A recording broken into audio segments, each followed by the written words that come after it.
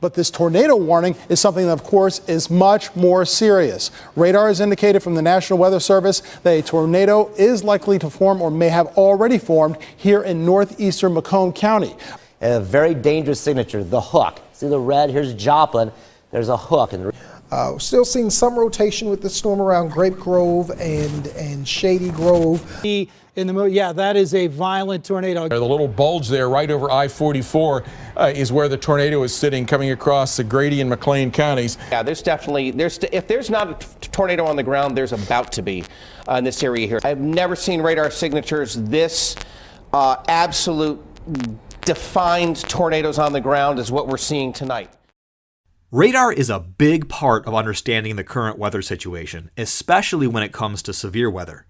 But what do those different colored blobs actually mean? And how can somebody look at what looks like an abstract piece of art and say things like, oh, there's a tornado over there, or they're getting some monster hail right now, or it's about to get really windy? How about when a tornado warning is issued and the warning says, radar indicated rotation, or radar confirmed tornado? How can they tell? In this video, we're going to look at radar, what it is, how it works, some different things that you can see using radar, and how it's used, from forecasters and meteorologists at the National Weather Service or your local news station, to chasers like me out in the field. We'll also go over some basic radar signatures and what different types of severe weather look like on radar. So let's first look at how radar works and how it came to be used for weather purposes. I'm really going to oversimplify it, but radar basically works like this. The radar site sends a beam of energy out and then listens to see if any of that energy is reflected back. If there's nothing out there, the beam of energy travels off, never to return. But if a reflection happens, it's called an echo, and it means that there's something out there that reflected it. The radar can then calculate where that something is. The word radar is actually an acronym, which stands for Radio Detection and Ranging, and it saw a lot of use during World War II, specifically to detect enemy aircraft. But during that military use, radar operators started to notice that rain and snow would also create echoes on their screens and actually block their ability to see what they were supposed to be watching for. After the war was over, scientists started looking at radar's ability to detect precipitation, and that was the beginning of weather radar as we know it today. As of the time of this video, the National Weather Service here in the US operates a network of 159 weather radars, known collectively as NEXRAD. Each radar in the NEXRAD network is a WSR-88D, which is a weather surveillance radar developed in 1988 with Doppler capabilities. They're usually located at or near local weather service forecast offices. As an example, here's the Detroit Pontiac Weather Forecast Office, which is the one closest to where I live, and up front here is the actual office where the meteorologists work, and out in the backyard is the Detroit WSR-88D radar dome. This network of radars is where the majority of weather radar information in the US comes from. There is no such thing as a satellite-based radar that can see the entire country at once. When you look at a nationwide radar image, what you're actually looking at is a mosaic, or a picture made up of all the local radar images stitched together, like a big radar quilt. Alright, so let's dive into what we're seeing when we look at a radar image. Most of the time, this is what we think of when we think of weather radar. Some green, yellow, orange, and maybe red blobs laid over a map. This is called reflectivity, and it's one of several things that a radar can show us, though it's probably the most common one. And what it's showing us is just that. How much of the radar beam is reflecting off the precipitation in the air. The heavier the precipitation, the more of the radar beam will bounce off and return to the radar site. Areas of heavier precipitation are shown by the orange and red colors, whereas lighter precipitation lets more of that radar beam pass through it and only reflects a little bit. These areas are shown with blues, greens, and yellows. Sometimes, though, a thunderstorm will produce hail, and a hail shaft in a thunderstorm reflects even more of the radar beam. Hail cores are often shown in purple, gray, and even white. Anyway, most of us get that. We know that it might be raining buckets in the red areas, where the blues and greens might be more drizzle or garden variety rain. If we see purple in a storm coming our way, we tend to get the animals to shelter and cover our cars. Some people think that red means severe weather though, and that's not exactly true. Sure, severe thunderstorms often bring heavy rain with them, but heavy rain and red radar echoes by themselves do not necessarily mean that the weather is severe. In fact, I've been in some very heavy rain that showed as red on a radar without any lightning or thunder at all. It wasn't even a thunderstorm, it was really just a heavy shower. I've also chased low precipitation supercells, complete with rotating updrafts and funnel clouds, but very little rain, only showing up as yellow and maybe a little orange on reflectivity radar. The National Weather Service has very specific criteria on what constitutes a severe thunderstorm. To be severe, a thunderstorm has to produce either wind gusts greater than 58 miles per hour, or hailstones 1 inch or larger in diameter, or a tornado. Notice that heavy rain isn't on that list. So, if rain isn't part of the equation then, how do meteorologists use radar to determine if a thunderstorm is severe, or if it's going to produce a tornado? And the answer is that they look at several different types of radar images.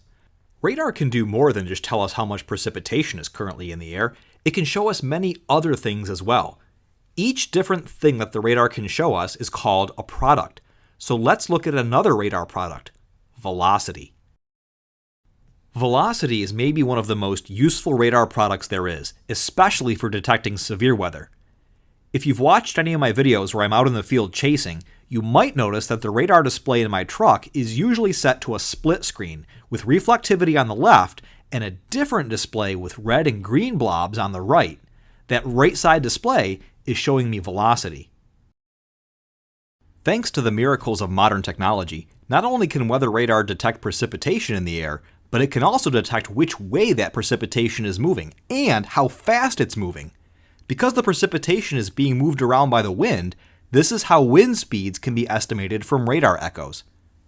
It does all this using the Doppler effect, which might sound familiar from science class.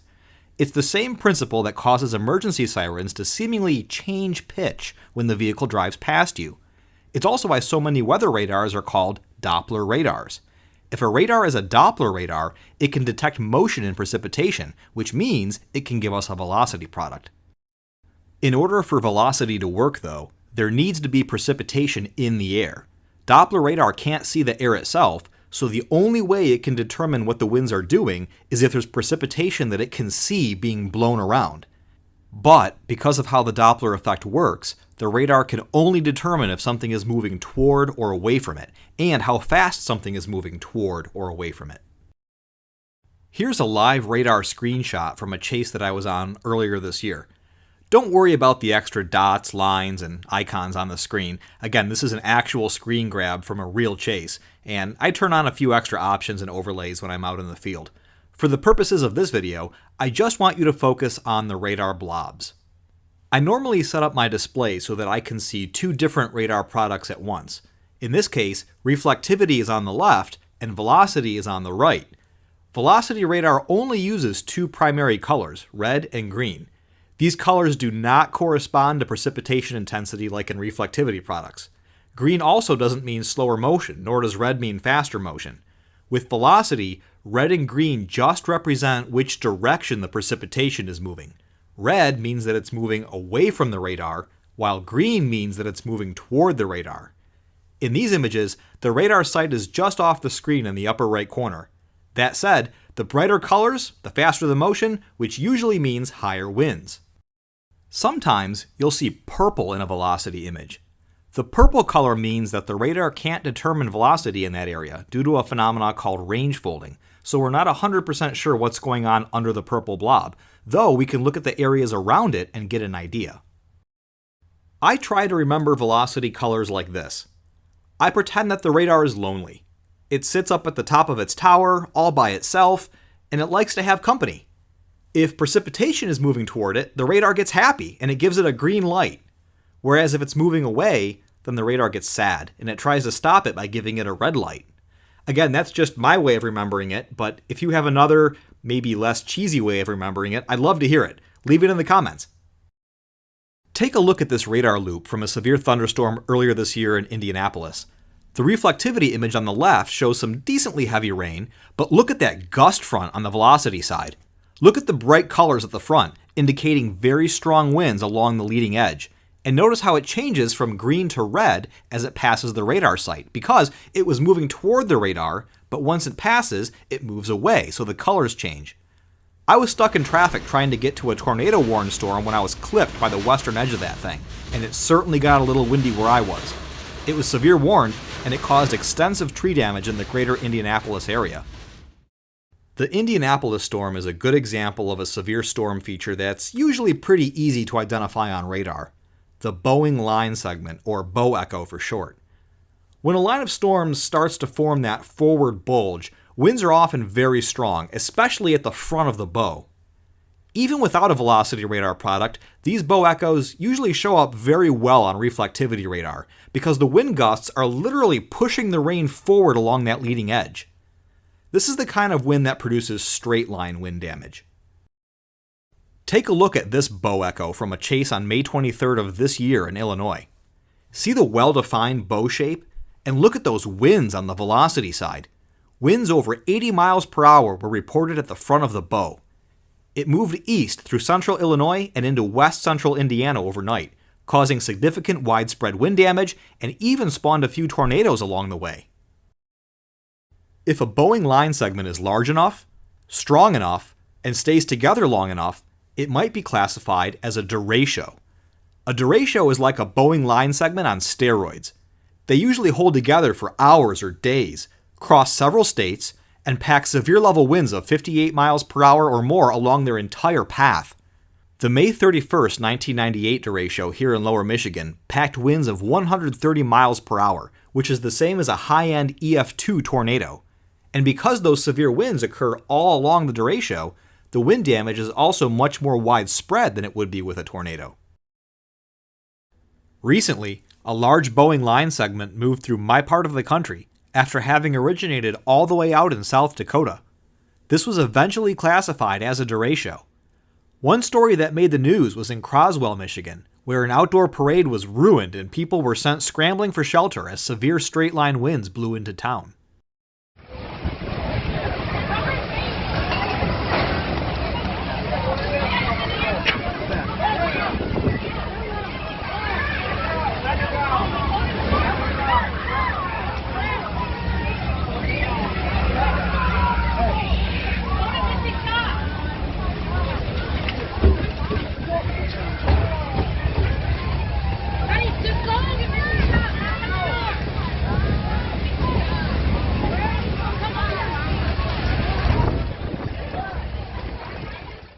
So let's look at the radar data from this storm.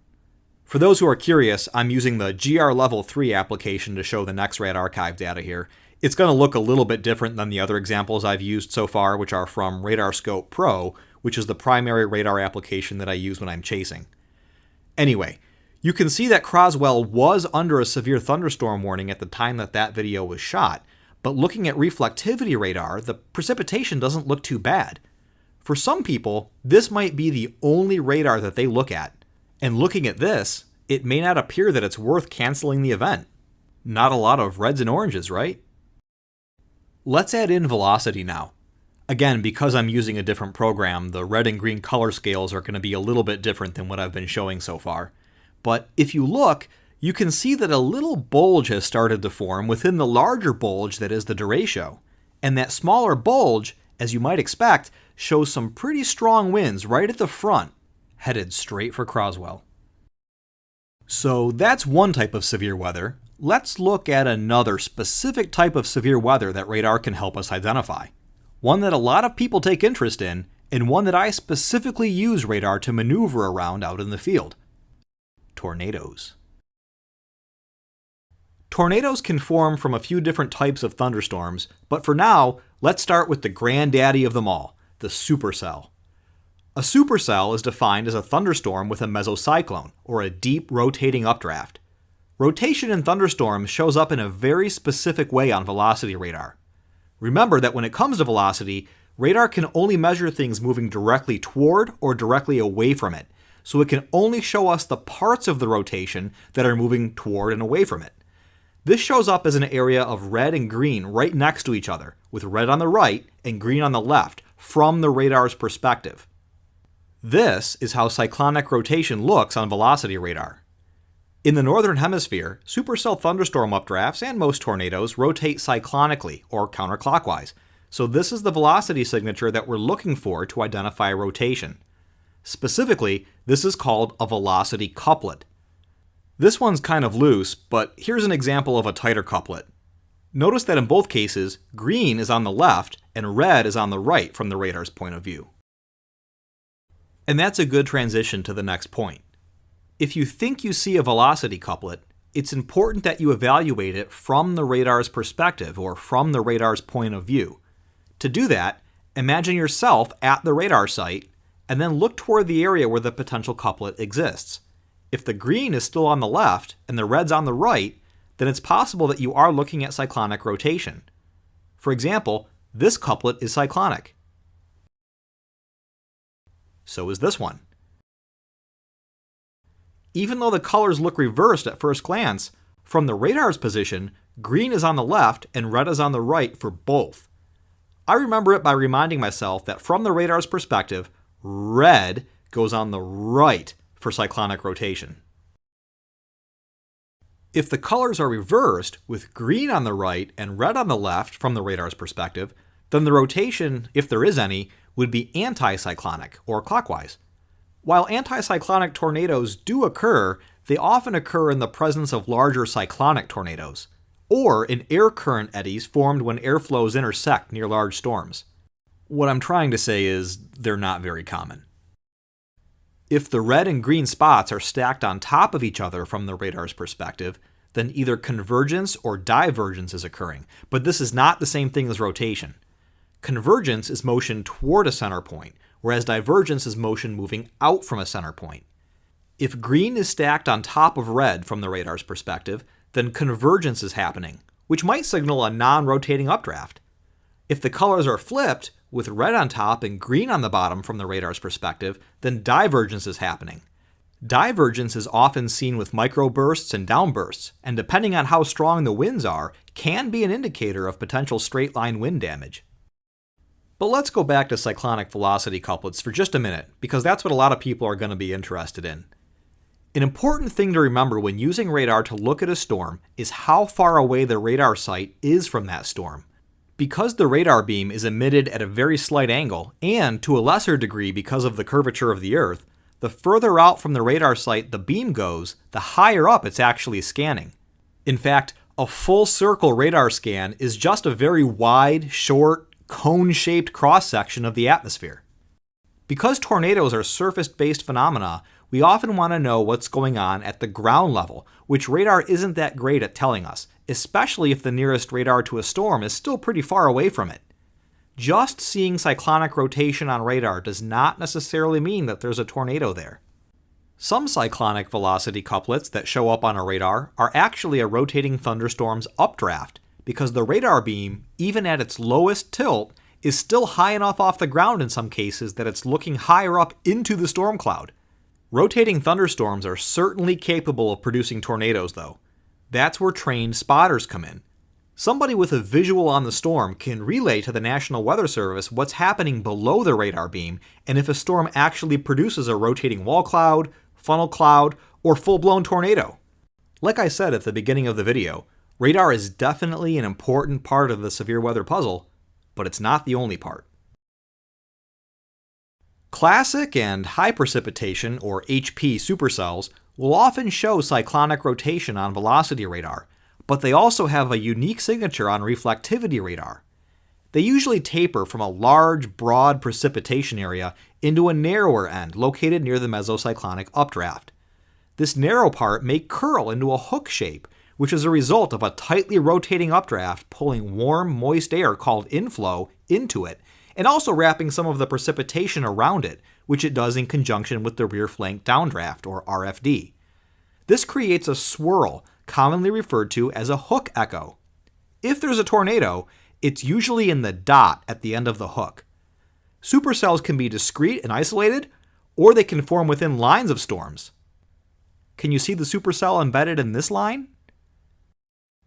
It's right here, and it produced a tornado. If you've watched my chase video from May 20th, 2019 in Oklahoma, You might remember the part where I was trying to get away from a rotating supercell with the hook headed right toward me. So we are trying to get out of here because that wall cloud with the rotation is moving right over top of us. And this is what a chaser convergence will do. We can't get out of here because of all the chasers heading south out of the storm. And that storm with the rotation is moving right on top of us, which does not make me very happy. I took a screenshot of the radar in my truck at that time, which I had forgotten about until just recently. It shows my position as the blue crosshair, along with the reflectivity and velocity images of that storm. Can you see why I was trying to get out of there? Let's look at one last radar product that can help us identify a potential tornado. In addition to showing us precipitation reflectivity and velocity, radar can also look at the particles that are reflecting its beam and determine if they're all uniform in size and shape or not. This radar product is called correlation coefficient. In a normal rain shower, all the raindrops are, well, the size of raindrops. Sure, some might be larger or smaller than others, but roughly they're all the same. We would say that the sizes are all correlated, or that they would all have a high correlation coefficient. In a thunderstorm, you might have some really huge raindrops and maybe some small hail, but even with that, it's still pretty uniform. The correlation coefficient would still be pretty high. If the hail gets large enough, though, the size of the particles causing the radar reflection starts to vary and not be as uniform. We see this as slightly lower correlation coefficient values in the vicinity of the hail shaft because the size and the shape of all the particles isn't highly correlated anymore. The radar is starting to see stuff of all different sizes and shapes in there, so it lowers the correlation values accordingly. But when a tornado touches down, it starts ripping things apart and chucking debris everywhere. Some of this debris gets lofted up into the air, so high that the radar beam hits it. And while many tornadic storms bring heavy rain and hail, strong enough tornadoes can start lifting other stuff up there. Things like tree branches, whole trees, 2x4s, roof trusses, metal sheeting, and Miss Gulch. When this happens, the stuff that's up in the air is not uniform at all. The correlation in size and shape is very low. The correlation coefficient plummets dramatically in the area of all that debris. We see this as a well-defined hole in an otherwise correlated environment, or a hole in the correlation coefficient. This is sometimes referred to as a debris signature or a debris ball, and if it's located at the same location as a strong velocity couplet, it very strongly suggests that a tornado is on the ground lofting debris up into the air. You can also look at reflectivity to confirm debris in the air. Hail normally occurs in the main precipitation core of a supercell thunderstorm, in the area between the updraft and the forward flank downdraft. Essentially, it's located with all the heavy rain. The hook of a storm, where a tornado would normally be, is part of the updraft, and while the rear flank downdraft, or RFD, can slingshot some large hail into that area, hail doesn't fall there naturally. So if we see reflectivity values that normally indicate hail in an area where there isn't normally hail, but where we expect that there may be a tornado, chances are it's not hail that we're seeing, it's debris. Let's take a minute and walk through a real tornadic scenario. On Sunday, October 20th, 2019, as darkness fell on Dallas, Texas, people were getting ready for bed so they could get up early for school and work the following day. As they did, a pair of supercell thunderstorms started creeping closer to the city, approaching from the west. At 9 p.m. on the dot, the National Weather Service issued a tornado warning for a radar-indicated tornado. By that time, the tornado had already been on the ground for nearly 2 minutes. Over the next 30 minutes, it would carve a 16-mile path through the northern part of the city, ultimately causing EF3 damage before finally lifting. Let's look at the radar data from that storm and see how the tornado showed itself to meteorologists. Remember, this tornado struck after dark in the city of Dallas. Most chasers won't chase near large metro areas, and for the volunteer spotters that live there, darkness makes it very difficult to see any storm structure that would give them clues that a tornado was imminent. With minimal trained eyes on the ground, meteorologists relied heavily on radar to identify rotation and to get the warning out. Here's the path of the storms as they move through the city.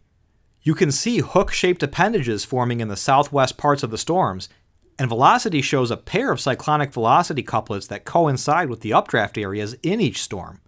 The northern storm exhibits a tighter, stronger couplet as it moves through the northern part of the city, and that's the one that created the EF3 tornado. Let's look a bit closer at that northern storm. This reflectivity still frame shows a cyclonically shaped hook. Inflow would be entering the storm's rotating updraft here, while the rear flank downdraft, or RFD, would be focusing the rotation and wrapping some of the precipitation around it like this. We can even see a small reflectivity dot starting to form at the end of the hook, which is where we would expect a tornado to be if there is one. Let's look at velocity now. This shows a very tight cyclonic couplet with strong inbound winds immediately next to strong outbound winds. This is called gate-to-gate shear, and it looks significant. Coupled with the hook echo on reflectivity, this would have certainly warranted a tornado warning if one hadn't already been issued. This radar scan was taken less than 5 minutes after the warning had gone out. Let's look at correlation coefficient now to see if there's potentially any debris in the air. And there it is, a well-defined hole, meaning that there is almost certainly a tornado on the ground, ripping up trees, houses, and cars, and lofting the debris high enough into the air that the radar can see it. At this point, the evidence is clear. There is a tornado on the ground in northern Dallas. If we zoom in on the reflectivity scan, we see the dot at the end of the hook becoming more well-defined, and if we advance a few frames, we see high reflectivity values indicating hail, but unfortunately we know it's not hail. This is what's referred to as a debris ball. Fortunately, nobody was killed by this tornado and only minor injuries were reported. While we're on the topic of debris, it should be noted that a tornado debris signature, or TDS, is different from a tornado vortex signature, or TVS. TVSs are generated by the radar itself, usually based on storm relative velocity, which is a velocity scan that subtracts the actual motion of the storm itself from the velocity numbers. Again, I'm oversimplifying it, but if the storm relative velocity shows fast wind moving toward the radar, immediately next to fast wind moving away from the radar, again, that gate-to-gate shear we talked about, that exceeds a certain value, then it triggers a TVS as a warning to the radar operator to look at that area a little bit closer. It doesn't necessarily mean that a tornado is occurring, but is rather a way for the radar to say to the operator, hey, if you haven't noticed this yet, you should probably take a look at it. Like all computer algorithms, it's not perfect, so if you see a TVS icon pop up on your radar, you shouldn't assume that there's a guaranteed tornado occurring there, though it is possible. Also, many weak tornadoes, waterspouts, gustnadoes, and landspouts do not generate a TVS. Other types of storms can form tornadoes as well, though supercell-generated tornadoes are often the strongest. All thunderstorms take in warm, moist air to keep themselves going, and anytime this inflow gets focused and squeezed, it can form eddies, which can then form a brief spin-up tornado. This is common in linear storm modes, or squall lines, and it's different than squall lines with embedded supercells, because remember, supercells come straight from the factory with their own mesocyclone built in. Rotation in squall lines often comes from the pinching or focusing of storm inflow. Here's an image showing an inflow notch, as they're called, in a squall line, and here's what it looked like from down below. For the record, this video clip is being shown in real time. It's not being sped up at all. The storm did not produce a tornado, but it certainly could have.